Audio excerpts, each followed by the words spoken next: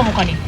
জানি না একটা কোনো গাড়ি আমরা দেখতে পাইনি, গাড়িটাকে আমরা বেরোচ্ছিলাম, ধরো আমরা একটা গলি দিয়ে বেরোচ্ছি তো, আর ওই গাড়িটা প্রায় 200 স্পিডে যাচ্ছিল।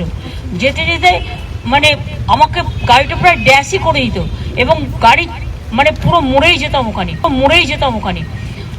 ওখানে আমার যে ড্রাইভার ছিল পুলিশের, আমার যে ড্রাইভ করছিল সে, কারণ আমাদের তো হেলিকপ্টারে আসার কথা ছিল, আমরা আসিনি ওয়েদারের জন্য, ও সঙ্গে সঙ্গে ব্রেকটা কষে এবং বুদ্ধিমানের কাজ করে ব্রেকটা কেসেছে।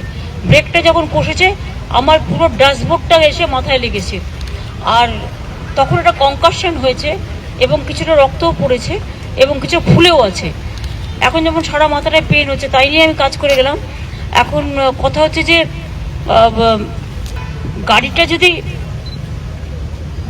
কাঁচটা খোলা ছিল আমার, কারণ আমি পাবলিক মিট করতে করতে আসি যখন লোক দাঁড়িয়ে থাকে, কাঁচটা যদি বন্ধ থাকতো তাহলে ওই ড্যাশবোর্ডটা কাঁচ শুদ্ধ পুরো আমার সারা শরীরে যুক্ত হয়ে যেত এবং গাড়িটা কিন্তু চুরমার হয়ে যেত। ওই ব্রেকটা কেসেছিল বলে কোনো রকম 1 সেকেন্ডের জন্য হয়তো বলতে পারো মানুষের আশীর্বাদেই বেঁচেছি। এখন আমার মাথাটা ভীষণ টনটন করছে, যন্ত্রণাও করছে, আমি ওষুধ খেয়েছি, কিন্তু আমার ভীষণ ঠান্ডা লাগছে এবং গা বমি বমি করছে, তাই আমি একটু বাড়ি যাচ্ছি। না, আমি হসপিটালে কোনো ষড়যন্ত্র কিছু মনে হচ্ছে? না, প্রশাসন এগুলো দেখো অনেকে অনেক সময় মিসইউজও করে কারো গাড়ি বলে, এগুলো তোমরা তো দেখেছো বিএসএফ এর ড্রেস পরে আমার বাড়ি চলে গেছিল।